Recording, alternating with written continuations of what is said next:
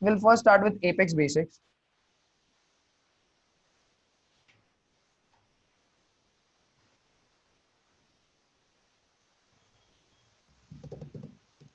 Okay. In this chapter, we're going to understand what exactly Apex is as a programming language. What are the different rules that it has got? We're going to talk about like very basic things that if any one of you have ever done programming in any of the languages are aware of. What are keywords? What are constants? What are the different data types? What are the limitations? What are the ranges of the data types? What collections we have got?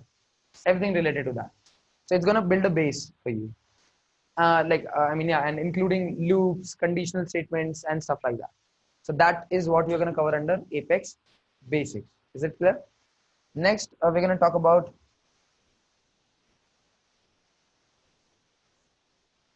oops in Apex. Right?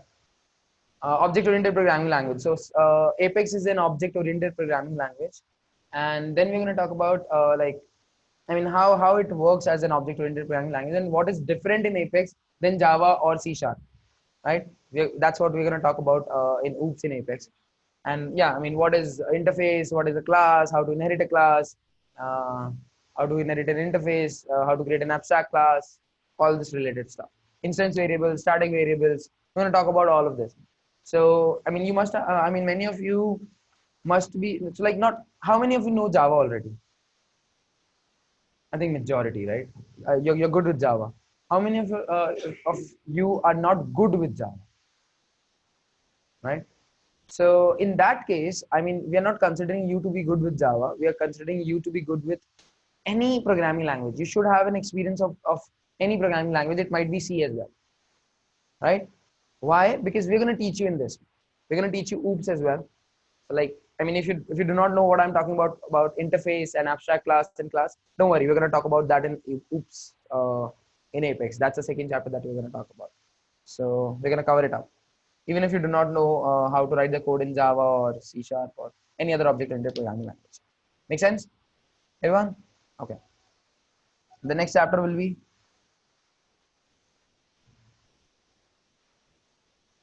SOQL and SOSL. So there is a database and there is an Apex program. You want to get the data out or you want to get the records out from your database into your Apex program. How you're going to get that? So if you want to get anything out from any records or any data out from your database, you can use SOQL or SOSL to get the data out from the database and use it into your Apex program. Is it clear? That's simply what it is. Remember those times when you used to do JDBC connections and I mean, yeah, database connectivity, result set and statement connection object and everything. It's similar to that, but it's even easier. Very, very easy. Is it clear? So SOQL is stands for Salesforce Object Query Language, which is similar to SQL or SQL, whatever you call it. You remember, you know what is SQL or SQL? It's like select star from student. That's what SQL is, right? Or that's what SOQL is. SQL is. So Salesforce has got its own query language, which they call as SOQL instead of SQL or SQL. Very similar. Very, very similar. Very, very similar.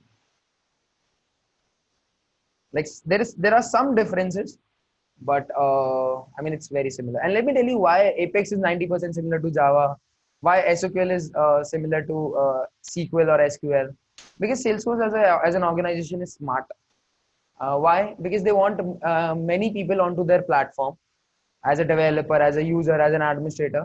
And if you're creating a new application, complete new programming language, make it easy for people rather than making it difficult, right? So Android came up with Kotlin, right? When Android came up with Kotlin, it was difficult. It was a complete change for the developers who were writing the code in Java.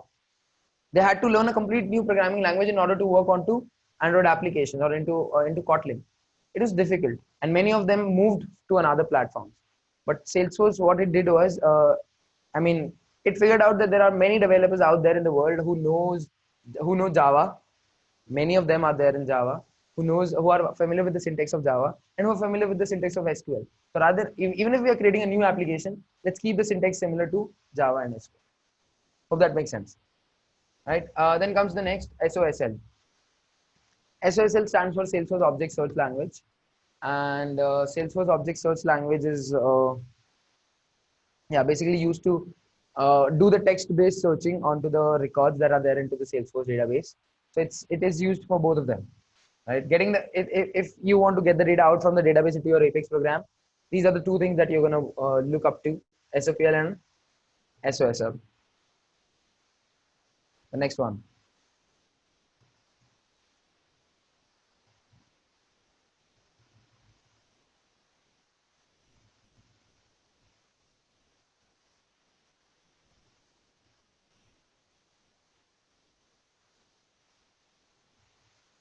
DML and database class.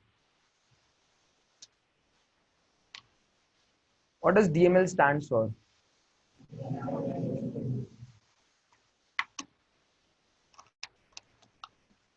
Stands for data manipulation language, right?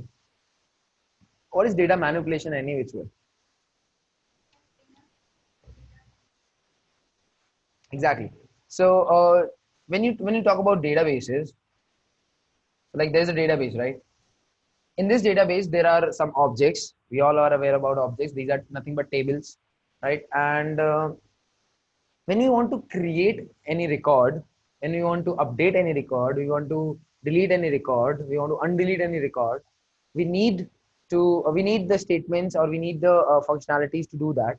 So basically, whenever you want to get something out from the database, you use SQL and SOSL.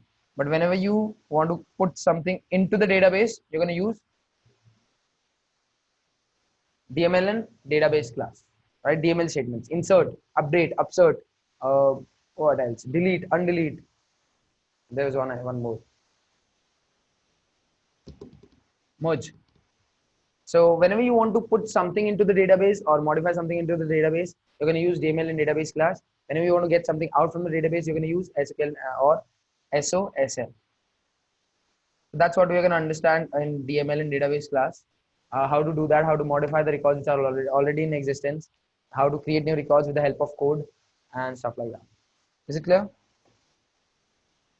DML and database class. Then the next topic comes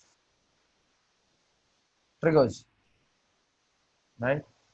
Many of you who have given the interviews to be a Salesforce developer, uh, you must have heard this term a lot of times. Do you know triggers? Do you know triggers? Do you know triggers? So this is one of the most important topics in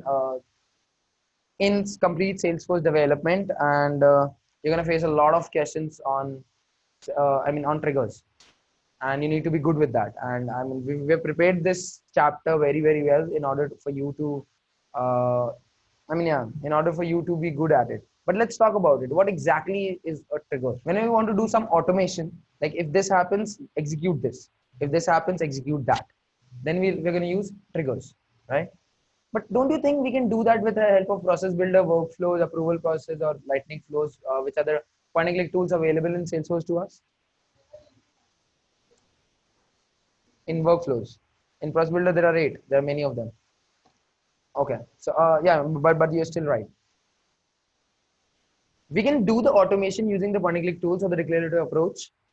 We can do the automation with the help of Apex triggers as well. Which one we're going to use? We're going to try to use the declarative approach if it is possible by that. If you want to send an email when record gets created, you're not going to write an Apex trigger. You can do that with the help of workflow. You can do that with the help of process builder. You do not actually have to write the code to do that. So always will prefer to use the declarative approach over the programmatic approach when it will be about automation. But there are still some things that we cannot do with the help of process builder and this what workflows, approved process, lightning flows, and everything. In that case, what we're going to do is write the triggers, write the Apex triggers, right? So that's one thing. And what's next after triggers?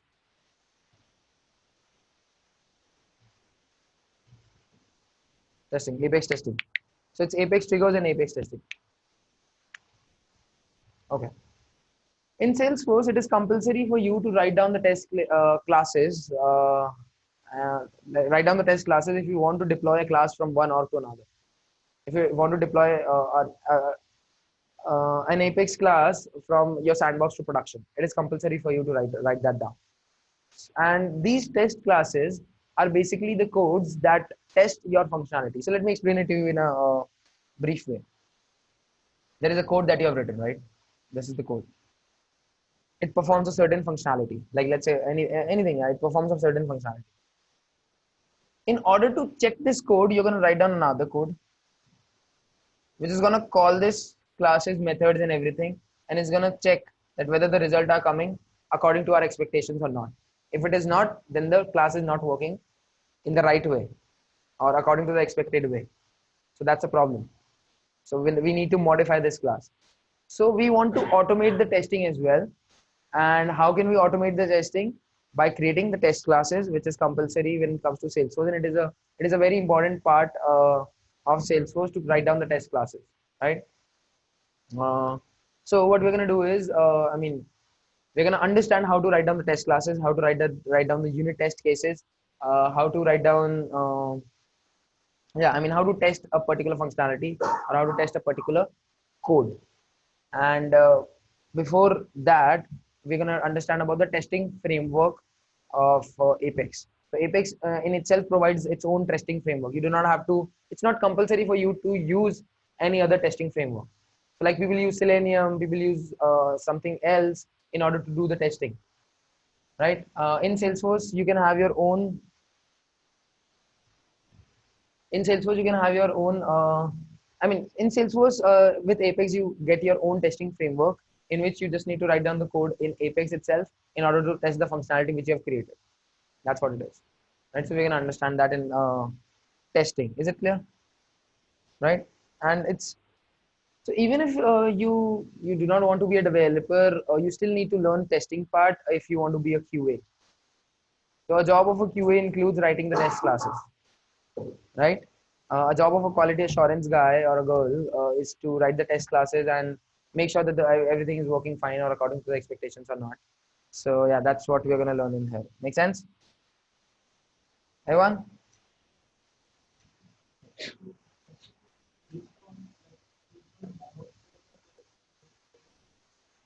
I mean, whatever you want to do, you can do it in Salesforce. If you want to, you're talking about CI/CD.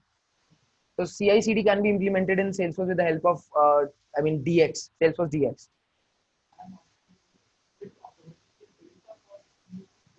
So when you talk about CI/CD, it's not automatically build up. We have to do some things to create that or to implement that. And but it's comparatively easy to implement it in Salesforce as compared to any other technology or any other framework. Make sense? But the normal testing that we're talking about, the unit test cases and the test scripts that we write down uh, are easy. I mean, it's easy to do that in Salesforce. Make sense? Any other question, anyone related to testing?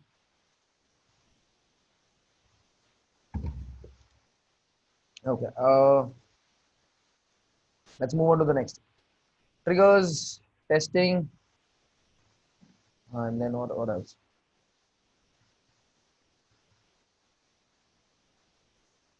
Then comes Visualforce. So up till now, we were only focusing on to controller part, which is Apex. Everything was related to Apex, database, and everything. Now with Visualforce, we're going to talk about the UI part, right? We're going to learn how to build a custom UI on top of Salesforce.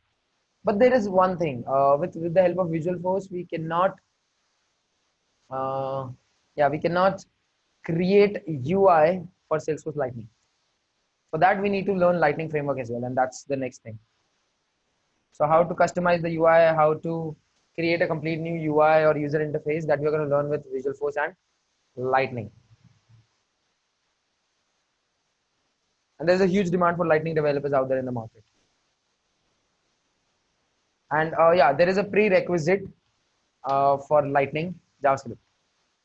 You need to know or you need to learn JavaScript. And if you're not already aware about JavaScript, or if you do not know about anything about JavaScript, then there is a website that you can go for.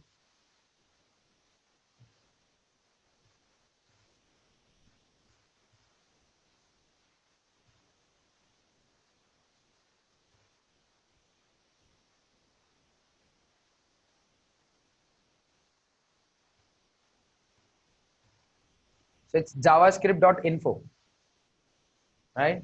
Let's go onto this website, and it's a blog basically. It's not a web, blog. I mean, yeah, it's a blog which will teach you JavaScript very well. That's what it is.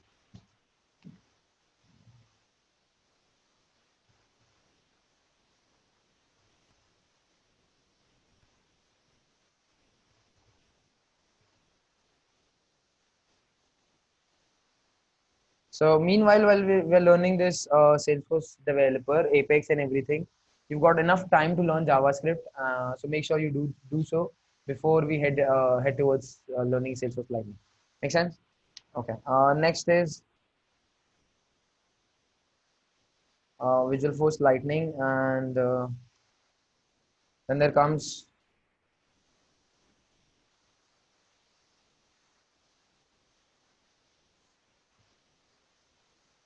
governor limits. So half of the class of governor limits is already done, because this guy asked the question about what exactly governor limits are, and I've explained it in the exact similar way. I'll explain it over there.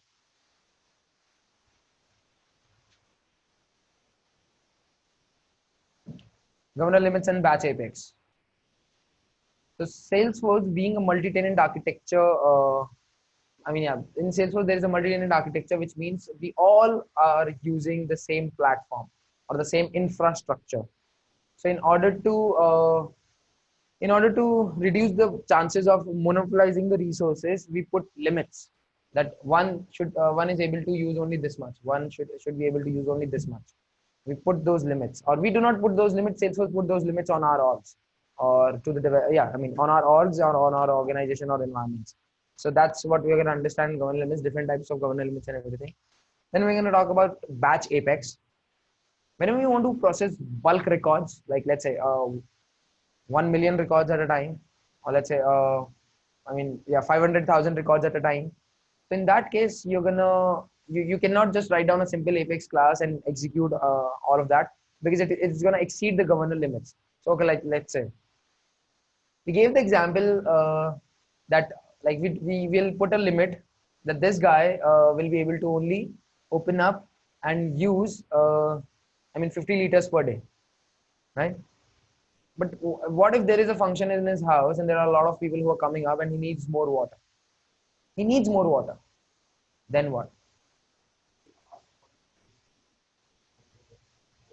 Okay, so now in that case, let me tell you what he's going to do. He's going to go downstairs and he's going to take some buckets and he's going to turn on the boring and he's going to fill up the water, and then he's going to come up with all of that water. So the water is available, but it's available in a different way. You cannot use it directly in your in your bathroom or in your taps which are attached to your apartment. There is another way of doing that. So batch apex is another way of the processing bulk records in small chunks, right? In small batches, and that's what we're going to understand in batch apex. Even if we want to process multiple records at the same time, how we can do that? We can do that with the help of batch apex.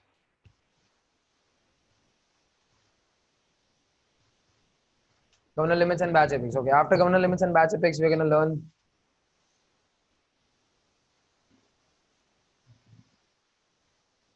how many of you are over here to attend this course only to learn APIs and integrations. So, I mean, the question is, how many of you want to learn Salesforce development only because you want to learn APIs and integrations, right? And everything else you can learn on your own as well, if you'll try hard. But this is something, this APIs and integration is something where every developer struggles, or most of the developers struggle, and that is what we're going to learn in here. Let me tell you what exactly APIs and integrations are and what they are actually used for. API. So API stands for Application Programming Interface. It sounds so easy, but it's not that easy, right? And integrations. So there is a platform, Salesforce. There is an application, Salesforce, and we want to connect that platform or that application to another platform or to another application. Like let's say Stripe, let's say Facebook. We want to integrate both of them. So for that, we have to write down code. And in which way we have to write down the code? That's what you're going to learn in APIs and integrations. And we're going to talk about, so like, okay, now I'm not going to explain it, explain APIs and integrations to you in a way that this is how you write down in the class. This is what you have to write down in here. This is what you have to write down in here. I'm going to start with what exactly an API is. What are the different types of APIs there are in the market? Which one to use at what time? What, like, in which format the data interchange happens between the APIs?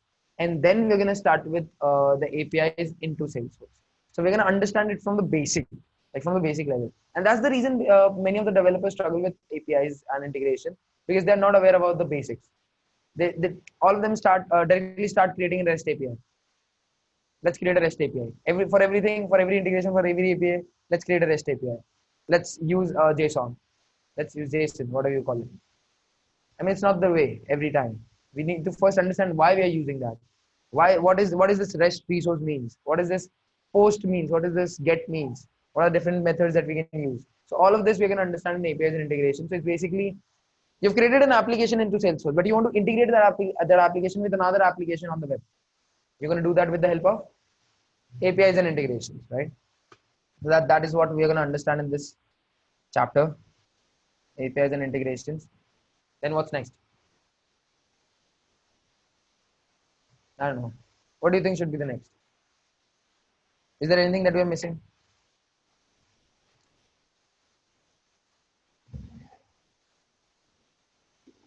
Good.